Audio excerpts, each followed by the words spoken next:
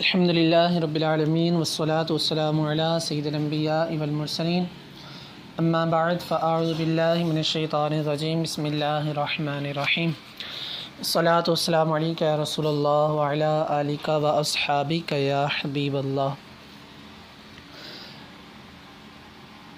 پچھلے سبق میں ہم نے ابتدائی باتیں پڑھی تھیں۔ آج انشاءاللہ سبق نمبر 2 کا آغاز کریں گے، لیکن اس سے پہلے اگر آپ ہمارے چینلز پر نئے ہیں تو ہمارے چینل کو سبسکرائب بھی کر دیجئے اور بیل آئیکن پر پریس بھی کر دیجئے تاکہ ہر نئی آنے والی ویڈیو کا نوٹیفیکیشن آپ تک پہنچ سکے۔ سبق نمبر 2 کا ہم آغاز کرتے ہیں۔ سبق نمبر 2، کلمہ اور اس کی مختلف تقسیمات یعنی اس کی اقسام۔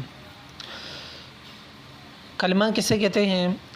ہر بامعنی لفظ، یعنی جس کا کوئی نہ کوئی معنی بنتا ہو تو ہر بامعنی لفظ کو کلمہ کہا جاتا ہے۔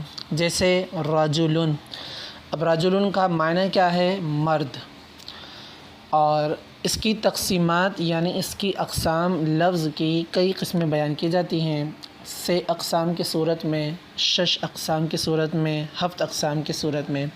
اب یہ 6 اقسام، 6 اقسام، 7 اقسام کیا ہیں؟ انشاءاللہ ہم اس کے متعلق پڑھیں گے۔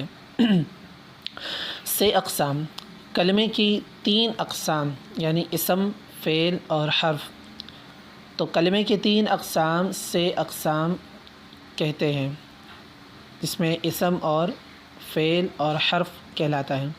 اسی طرح 6 اقسام، کلمے کی 6 اقسام: ثلاثی مجرد، ثلاثی مزید فی، رباعی مجرد، رباعی مزید فی، خماسی مجرد اور خماسی مزید فی۔ ان کی الگ الگ تعریفات ہیں، وہ انشاءاللہ ہم اگلے اسباق میں پڑھیں گے۔ تو کلمے کی 6 اقسام کو 6 اقسام کہا جاتا ہے، جن میں یہ 6 ثلاثی مجرد، ثلاثی مزید فی وغیرہ آتے ہیں۔ اسی طریقے سے 7 اقسام، کلمے کی 7 اقسام: صحیح، محموز، مضاعف، مثال، اجوف، ناقص اور لفیف۔ ان 7 اقسام کو 7 اقسام کہا جاتا ہے۔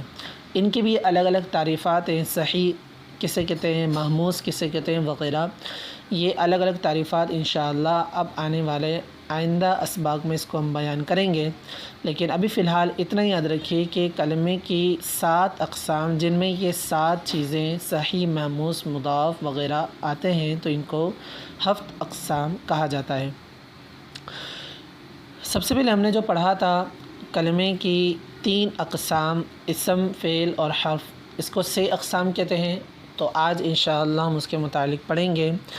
تو یاد رہے سب سے پہلے کہ 6 اقسام سے مراد کلمے کی وہ 3 قسمیں ہیں جو اپنے معنی پر مستقل دلالت کرنے یا نہ کرنے کے اعتبار سے بنتی ہیں۔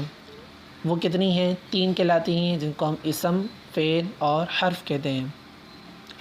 اسم کی تعریف: اسم وہ کلمہ جو دوسرے کلمے سے ملے بغیر اپنا معنی بیان کرے، یعنی اپنے معنی پر دلالت کرے۔ جیسے لفظ زید ہے۔ اب لفظ زید کا معنی خود ہی ایک وہ زید ہے، اب وہ اپنے معنی پر ہی دلالت کر رہا ہے، کسی دوسرے کا محتاج نہیں ہے کہ وہ اپنا معنی بیان کرے۔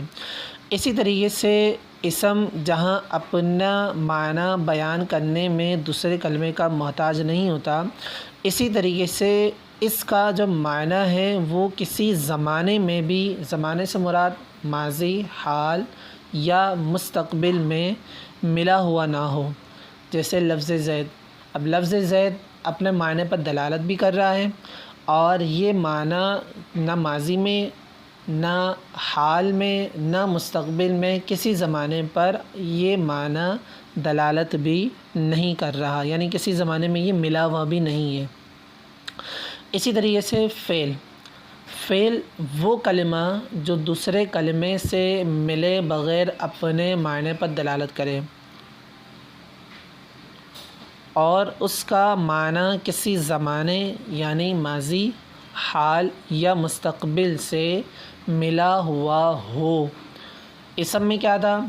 دونوں چیزیں فعل اور اسم میں شروع کا اگر دیکھیں گے کہ اپنا معنی بیان کرنے میں کسی کا محتاج اسم میں بھی نہیں ہوتا اور فعل میں بھی نہیں ہوتا، لیکن اگلا جو اس کے تعریف کا جز ہے کہ کسی زمانے کے ساتھ ملا ہوا ہے یا نہیں، تو اس کو آپ دیکھیں گے اگر وہ لفظ کسی دوسرے زمانے میں یعنی ماضی، حال یا مستقبل میں اگر نہیں ملا ہوا تو وہ اسم کہلائے گا، اور چونکہ فعل جو ہے وہ کسی نہ کسی زمانے کے ساتھ ملا ہوا ہوتا ہے، نام سے ہی پتہ چل رہا ہے فعل یعنی کام، تو کام کہیں پہ بھی ہو سکتا ہے، ماضی میں بھی ہو سکتا ہے، حال میں بھی ہو سکتا ہے اور مستقبل میں بھی ہو سکتا ہے۔ جیسے لفظ نصرہ، اگر لفظ نصرہ کو دیکھیں تو مدد کی اس ایک مرد نے، تو اب یہ کام کرنا پایا گیا، تو یہ کام کرنا پایا گیا کب؟ ماضی میں۔ اب نصرہ جو ہے مدد کی اس ایک مرد نے، اپنے معنی پر تو دلالت کر رہا ہے نصرہ، لیکن کسی زمانے کے ساتھ وہ ملا ہوا ہے اور وہ زمانہ ماضی کا ہے۔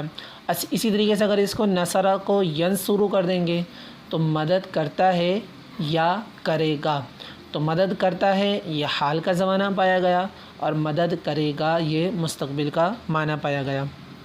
اسی طریقے سے حرف وہ کلمہ جو دوسرے کلمے یعنی اسم یا فعل سے ملے بغیر اپنے معنی پر دلالت نہ کرے۔ جیسے من سے، من معنی سے، اب من کسی لفظ میں لکھا ہوا ہو، ایک پوری عبارت ہے، اس میں اگر من کو اگر ہم پڑھیں تو من سے کیا مراد ہے؟